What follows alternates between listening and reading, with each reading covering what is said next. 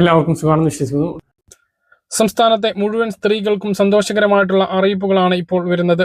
സംസ്ഥാനത്ത് UDF ഭരണസമിതി അധികാരത്തിൽ വരുന്നതിന് മുമ്പ് തന്നെ തെരഞ്ഞെടുപ്പ് വാഗ്ദാനം നടപ്പിലാക്കുന്ന നടപടി ആരംഭിച്ചു. അതോടൊപ്പം തന്നെ ആശങ്കയോടെ കാത്തിരിക്കുന്ന സ്ത്രീ സുരക്ഷാ പെൻഷൻ ഇനിയും ഉണ്ടാകും എന്നുള്ള സൂചനകളും വന്നിട്ടുണ്ട്. വീഡിയോയുടെ വിശദാംശങ്ങളിലേക്ക് കടക്കുന്നതിന് മുമ്പ് കൂടുതൽ ആളുകളിലേക്ക് ഇൻഫർമേഷൻ എത്താൻ ഷെയർ ചെയ്യുക, ലൈക്ക് ചെയ്യുക. ഫേസ്ബുക്കിലൂടെ കാണുന്ന ആളുകൾ ഫോളോ ചെയ്യുക. വീഡിയോയുടെ വിശദമായ വിവരങ്ങളിലേക്ക് വരാം.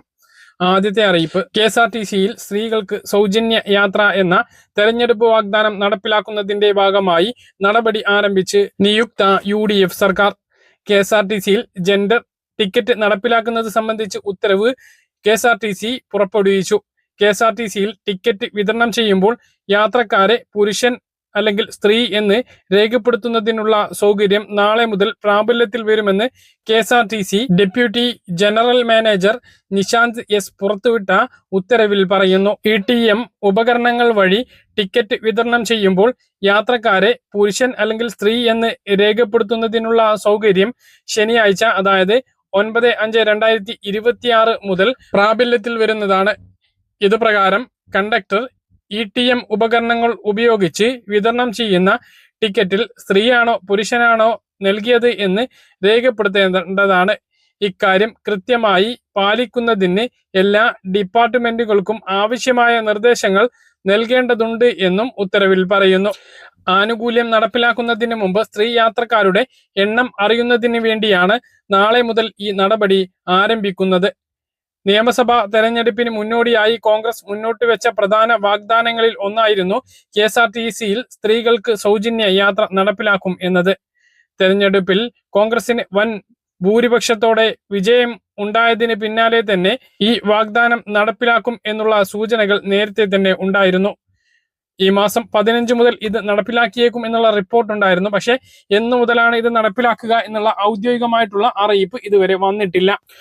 മറ്റൊന്ന്, 5 വർഷമായി സംസ്ഥാനത്തെ സ്ത്രീകൾ കാത്തിരുന്ന വീട്ടമ്മ പെൻഷൻ ഈ ഇലക്ഷന് മുന്നോടിയായി പിണറായി സർക്കാർ നടപ്പിലാക്കി. എങ്കിലും ഇലക്ഷന് വോട്ട് കിട്ടിയതിന് ശേഷം കിട്ടിയ ആളുകളെയെല്ലാം വഞ്ചിച്ചുകൊണ്ട് ഏപ്രിൽ മാസത്തിൽ അത് വിതരണം ചെയ്യാതെ കുടിശ്ശികയാക്കി ഇറങ്ങിപ്പോവുകയാണ് ഉണ്ടായത്. എന്നാൽ ഇതിൽ നിരാശരായിരിക്കുന്ന സ്ത്രീ സുരക്ഷാ പെൻഷൻ ഗുണഭോക്താക്കൾക്ക് ആശ്വാസകമേകുന്ന വാർത്തകൾ വരുന്നുണ്ട്. അതായത് UDF അധികാരം ഏറ്റതിന് ശേഷം സ്ത്രീ സുരക്ഷാ പെൻഷൻ തുടർന്നും വിതരണം ചെയ്യുന്ന നടപടികളിലേക്ക് കടന്നേക്കും എന്നുള്ള റിപ്പോർട്ടുകളുണ്ട്. പദ്ധതി തുടരുകയോ സമാനമായിട്ട് പേര് മാറ്റി പദ്ധതി വീണ്ടും ആരംഭിക്കുകയോ ചെയ്തേക്കും എന്നുള്ളതാണ് ഇപ്പോൾ നമുക്ക് ലഭിക്കുന്ന സൂചനകൾ. എങ്ങനെയാണ് എങ്കിലും 35 മുതൽ 60 വയസ്സുവരെയുള്ള സ്ത്രീകൾക്ക് 1000 രൂപ സ്ത്രീ സുരക്ഷാ പെൻഷൻ വീണ്ടും ലഭിച്ചേക്കും എന്നുള്ളത് സൂചനകളാണുള്ളത്.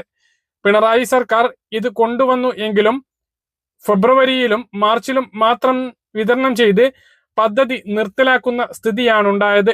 ഏപ്രിൽ മാസത്തിൽ വിതരണം ചെയ്തില്ല. ഈ മെയ് മാസത്തിലും അത് കിട്ടാനുള്ള സാധ്യത ഇല്ല എന്നുള്ളതാണ് സൂചനകൾ. എന്നാൽ UDF അധികാരത്തിൽ വന്നതിന് ശേഷം പദ്ധതി പുനഃസ്ഥാപിക്കുന്നതുമായി ബന്ധപ്പെട്ട നടപടികൾ ഉണ്ടായേക്കും എന്നുള്ളതാണ് ഇപ്പോൾ നമുക്ക് ലഭിക്കുന്ന വിവരങ്ങൾ. അതേസമയം മെയ് മാസത്തെ പെൻഷൻ വിതരണം മെയ് 25 ആരംഭിച്ചേക്കും എന്നുള്ളതും ഉണ്ട്. നേരത്തെ തന്നെ ഉത്തരവ് വന്നതുകൊണ്ട് തന്നെ അതിലൊരു വ്യത്യാസം വരാനുള്ള സാധ്യതയില്ല. പുതിയ ഭരണസമിതി അധികാരത്തിൽ വന്നതിന് ശേഷം പുതിയ ധനമന്ത്രിയാണ് തുക അനുവദിക്കേണ്ടത്.